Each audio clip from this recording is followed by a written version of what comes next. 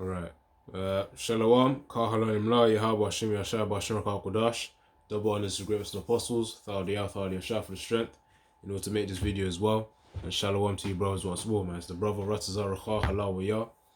And just a quick clarification for the new brothers whenever they may be watching this. Kah Halonim La, Kah Halalim La means all praises to. Kal means all, Halalim means praises, and the singular form of that is halal. And halal meaning praise, to praise, and then la meaning to. So Kah Halalim La mean all praises to. And then Yahweh Hashem Yahushua, Yahweh is the name of the Most High, meaning He is.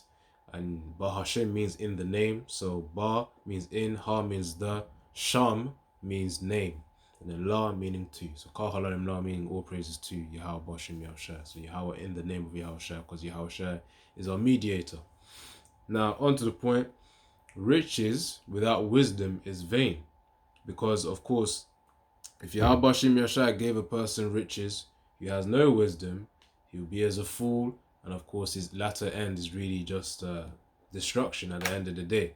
But if Yahweh Hashem Yashar gave riches to one who had wisdom, of course he'll be able to multiply riches upon riches. You know, you can look at the story of Job as well, with his adversity that he had to go through.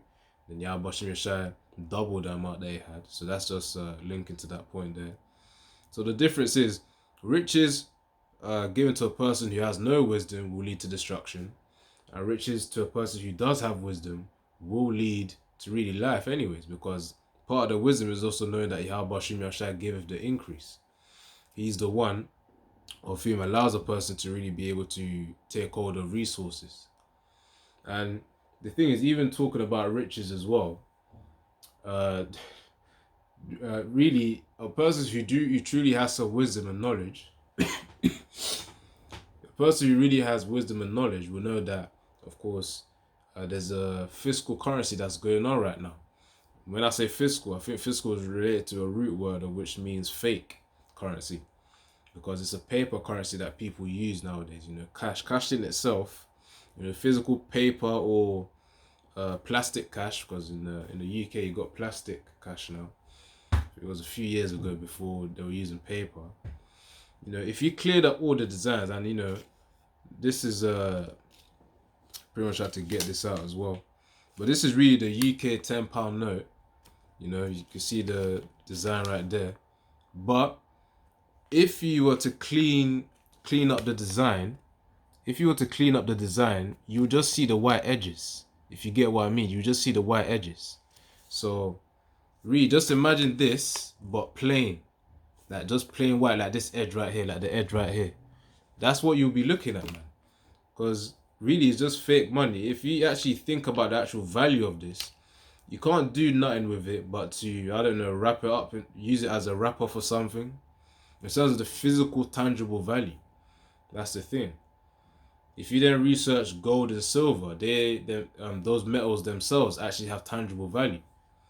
Them being used as trade back in the day, yeah, that had value.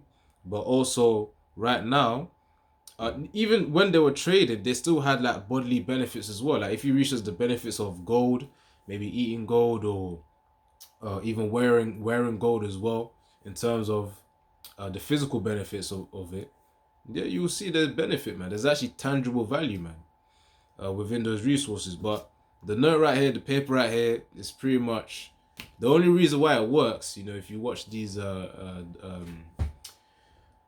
financial or money documentaries related to, you know, money and the roots of it and all that, the things you then start to realize that really the only reason why it works is because people believe in it.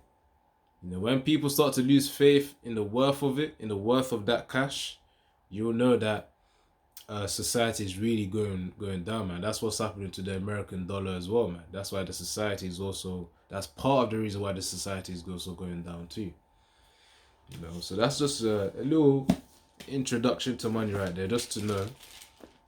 That's why you gotta have wisdom, man. And also, even just thinking about it too, Yahweh Hashem Yashar giveth the increase anyway. So if a person is rich, or which really it's not even actual riches anyways, but let's say artificially rich to be somewhat accurate, because as I said, cash, the money in your bank account, is literally digits. If you so decided to literally it could be wiped out any day, any day, man. So really, it's Yahweh Shimi Shai that it's through Yahweh Shai that we're able to be alive, man. You know, I remember a certain brother testimonies about when they put the ATM card in the cash machine, and then the ATM machine then sucks up the card and it doesn't give it out, man. And then that'll be a whole another spree of little troubles right there. You know, you gotta call the bank and do all of this and that. So literally, man, just by that alone, you know, Yahweh Shai can humble whoever is boasting of riches. So that's why it would be foolish to also boast in riches, because of the fact that, you know, first of all, Yahweh Shai gave it to you, and second of all, you know, you're also offending Yahweh Shai, because it's almost as though you're giving your trust in riches, man. When the scriptures talk about if you were to boast in anything, is to boast in your knowledge and understanding of Yahweh Shai, man, in this truth. That's the thing. Your knowledge and understanding of Yahweh Shai. If anything to boast of. Everything else is just the vanities of the world, man. You know, but yeah, that's what when I say vanities of the world. In fact, let me start with that first before I then talk about riches.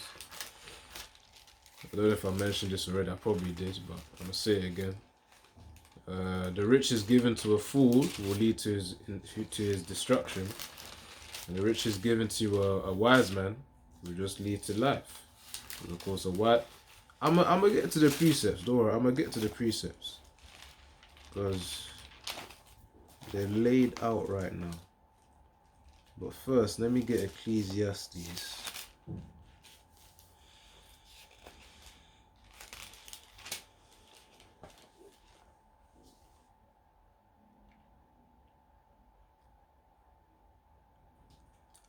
This is Ecclesiastes chapter 2 and 17. Therefore I hated life, because the work that is wrought under the sun is grievous, painful unto me, for all is vanity and vexation of spirit. Because of course, you know, that was pretty much Yahushua speaking there, Solomon, you know, during his time, where the thing is, although yeah, you work for these things in this life, at the end of the day, one works in order to leave it behind for either family to take or people to take away. You know, that's why, you know, it's vanity and vexation of spirit, which vanity referring to worthlessness, and vexation of spirit, because the fact that it's like you put all this work into something and then you just lose it. Now that's obviously the reason why it's vanity and vexation of spirit, because, you know, you work hard, but at the end of the day, you then lose it all. That's why it says set your affection on things above, man. You know, where I think that was actually another precept as well. You know, where thieves don't steal.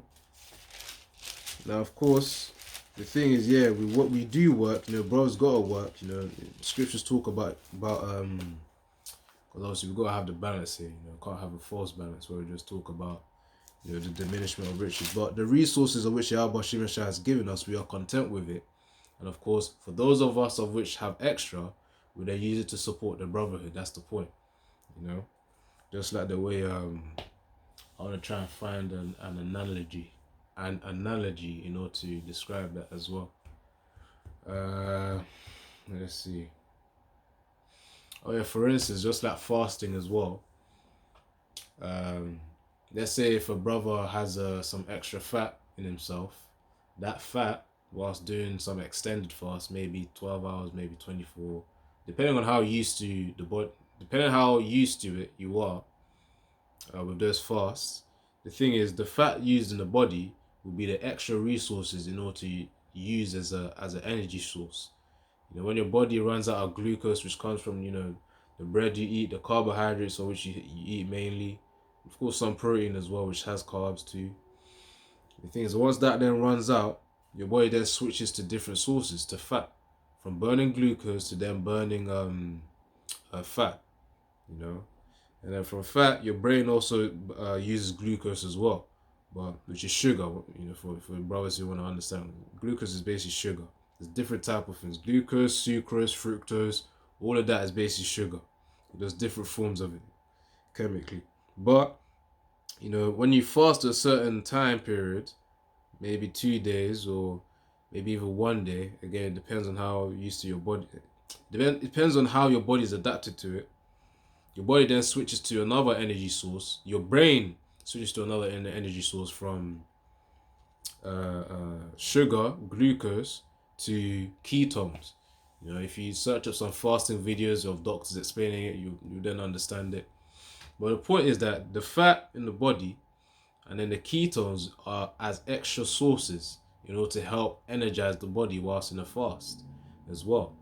So the same way, I'm trying to say that also if a brother be having of course extra income or extra money, you know, then they will use it to support the Akim, man. You know, however much it may be, you know, all according to the Yahweh Shim Yashai, he will then use it to then support the brothers.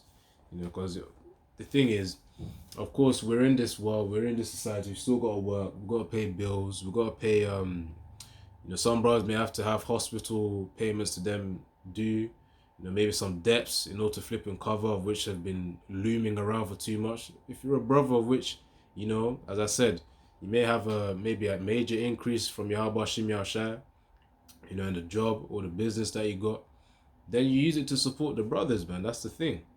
You know, the scriptures talk about having the love of the brotherhood. And that's part of it too, man. That's part of it too. You know, Paul spoke on it too in First Timothy, if I recall correctly. But first, let me get this. You know, because there's the thing is, that's what you ought to do when Yahweh Shim Yashai gives you the increase. When you got extra resources, it's not just for yourself, because obviously you may be in a position where you would have needed it, but it's also to support your brothers too, because you're not pretty much, you are one big family. You know, all through the spirit of Yahweh Shim Yashai and Yahweh Tazar that we all endure to the end, we will see that to be in fruition, you know, in the kingdom where we're going to be seen as the first fruits. That's what we're really going to see who was actually a part of the original family, you know, with Yahweh Shai. Let me get to that scripture based on brotherhoods. Or even the fruits based on charity as well, which I think charity is related to, of course, giving too. You know? Right.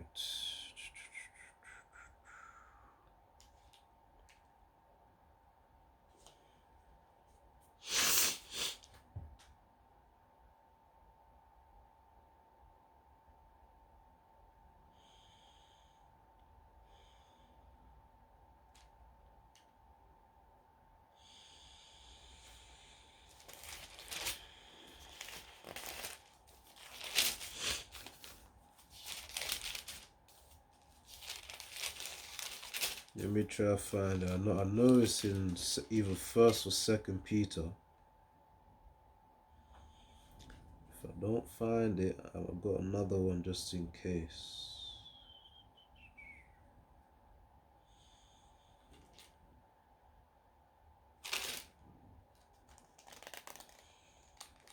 Alright, so I'm gonna just read this because I know there was no precept based on loving the brotherhood, but I'm gonna get this though. So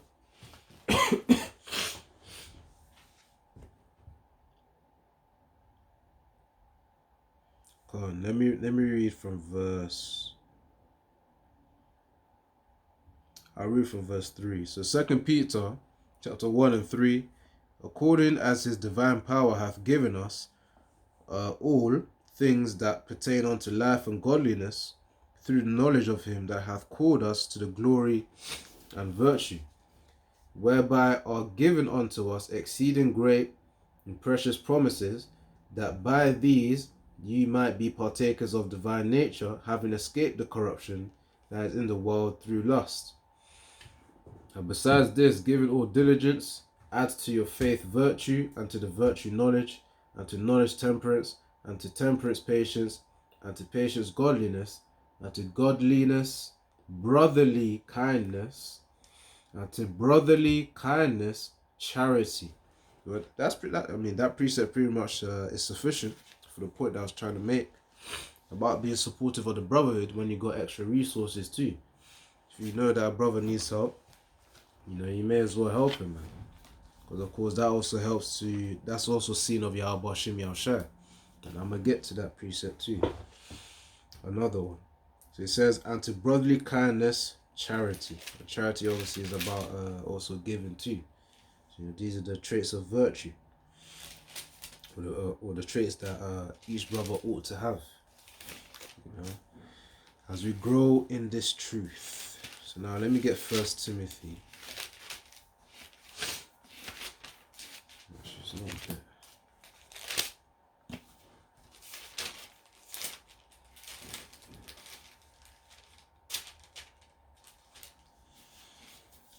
Yeah, pretty much the advice of Paul as well.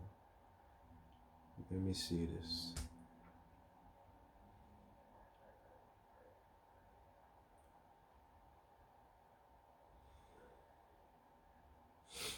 This is 1 Timothy chapter 6 and 9. And they that will be rich fall into temptation and a snare, and into many foolish and hurtful lusts, which drown men in destruction and perdition. For the love of money is the root of all evil, which while some coveted after, they have erred from the faith, and pierced themselves through many sorrows. So the point is, of course, when a person is really rich, if you really want to have an example, talk about, I can't even say. Well, I wanted to say, like Esau Eden, because he's really the one who's rich, because, he's blessed with the fatness of the earth. But even Jake, they've got their artificial riches, which really, they're not really rich anyways. But, when you look at like Jay-Z and who else?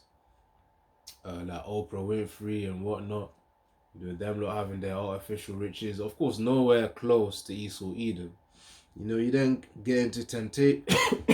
You fall into temptation and a snare, and into many foolish and hurtful lusts, which drown men into destruction and perdition.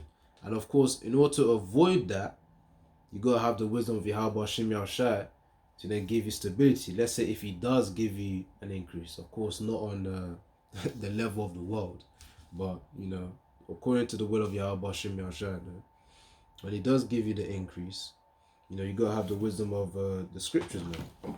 And let me even see if I can get something here as well based on wisdom.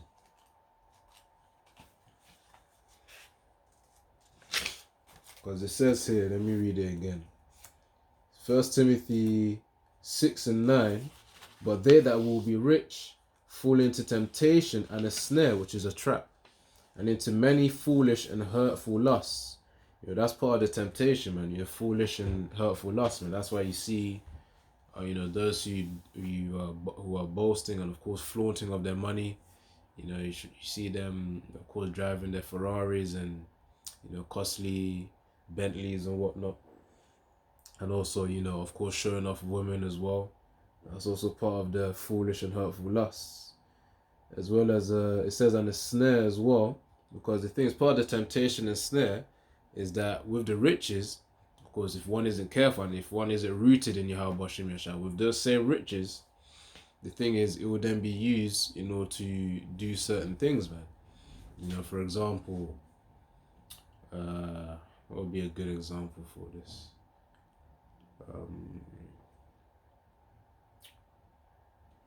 Well, obviously, let's say a person's mind was oriented on revenge, they'll then use those riches to then hire an assassin. I know, obviously, that's sounding more like a movie, but it can be done really if it be so, if it be the Most High's will to put it within the heart of that rich man in order to do so for revenge. That's just one example, but there's many examples of how it can be a temptation and a snare. Now it says here, for the love of money is the root of all evil. It says the love of money, which means when you really love something, is like having a desire onto it. That's the thing. The love of money. What did it say? I feel Yahushua said, if you love me, keep my commandments, which of course we're saved by the grace and the mercy of Yahweh Hashem Yahushua. But that's just an example of love. If you love me, part of the love is also obedience unto the person of whom you love. That's the thing. Now, I said part of it though. That I'm only referring as contextual towards Yahweh Shai. Now, in terms of the woman, there's order, man. Of course, yeah, you have your love towards her, but it don't mean you're gonna be flipping obeying her though. But I say in Yahweh Shai's case, it's really in terms of us showing love to him, it's really our obedience unto him and listening to him, obeying him, and applying what he said. That's the thing. So that's what I'm focusing on Yahweh Shai's love. Now let's say we then talk about the love of riches. It says, for the love of money is the root of all evil. And that's when you get the term sellout. Which if you search up the definition or the meaning, to sell out means to really throw away your morals or your integrity, man. Your standards really, just for money. So when it says for the love of money is the root of all evil, because if a person's desire for money becomes too obsessive, too strong, of course, that would then lead to some kind of evil, man. That's why, you see Jake, the ones who are famous, actors in Hollywood and obviously the ones who get attention on social media. I'm talking about on the news and the dominant platforms, not like these basic YouTubers. Talk about the dominant platforms in like on the news. In high positions, their love for money has led them to their state that they're in right now, man. To the world, it may be perceived as good for those who are ignorant, because it's like, oh, they're seeing, oh, he owns this, he owns that, he's speaking words of wisdom, which wisdom of the world is foolishness, by the way. Go search up that precept. In fact, I'm gonna search it up and then I'm gonna bring it out. Then the point is, for the love of money is the root of all evil, because they had to do evil to get in that position, to get the fame and the riches of which Esau Edom then paid them to do. That's why, if you then think about it, a person of whom has a stronger desire towards money, or of course lacks wisdom about the vanity and the worthlessness of money, again, digits in the bank account, or it's cash, paper. This thing can be ripped apart, man. This thing can be ripped apart. But of course, because of the fact that we're still using it, that's why, people still use it. They still believe that they can still use cash and, digits in their bank account. But at the end of the day, Esau can wipe out everything, which will be Yahweh Shem Yashai's will in the time to come, to bring the MOTB system, which, the CBDCs can also be a link to that chip as well. If you really think about it, it could be like the software or that stuff into the chip, But where was that? But yeah, because their love for money. Oh, Salaki, I was gonna get this example. For example, let's say Esau wanted to get someone to sell out. Typically, he would use money, because those who are in dire situations, Esau's a master psychologist, of course. The way the two greatest incentives, which are motivations of humans, are really fear and faith. You have faith in something or you fear something. Those are the two strongest incentives, of course, that I know of right now. There may be other ones like love or something like that. That could be an incentive, but I'll say fear and faith are the strongest incentives, the strongest motivations for humans to move and take action. So either faith in a goal or faith in someone or something, as our faith in Yahweh Shem Yashai, or fear of Yahweh Shem Yashai, in order to do something, man. Or like, yeah, that's really the point right there. So, oh yeah, back to the example. If Esau Edom brought out like 100 million or 200 million, in order to try and tempt brothers, in order to sell out, the thing is, those of whom don't have their morals and integrity strong within them, and of course really don't have the spirit of Yahweh Shem Yashai within them, would then take that money, of course, sell out the brothers, man. Which really just expose things of which should be within the brotherhood, So that's an example of a foolish person, of course, selling out. But of course, one who has wisdom will know that, okay, Esau Edom's trying to give me worthlessness. At the end of the day, his kingdom is going to fall. That's one reason. But first of all, it's worthless cash and just digits in the bank account. Second of all, MOTB is coming at the end of the day. And with that MOTB, the soul is done. When I say the soul, I'm talking about the spirit, which means, you know, all bets are off. You can't go to the kingdom of heaven as part of the first fruits. That's 2. 3, you're pretty much telling Yahweh Shem Yahshua that you've rejected them. And that will be the biggest flipping regret of anyone, man, for selling out. So just by those 3 points of reasoning right there, that alone should then tell you that, all right, Esau, no. That's literally it. No. And you keep staying steadfast, man. You know, as the scripture saying Ezekiel. Hold on.